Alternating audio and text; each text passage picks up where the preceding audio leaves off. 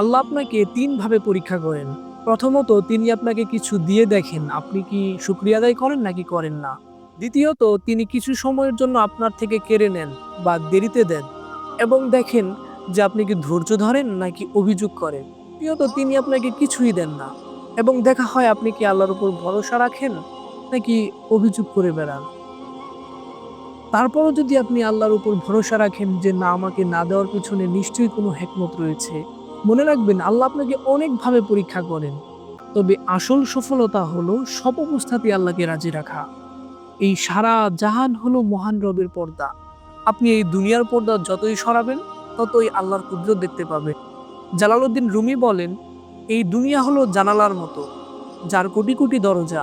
তুমি যেই জানালাই খুলো না কেন তার পেছন থেকে তুমি আল্লাহর কুদরতের ঝলক দেখতে পাবে।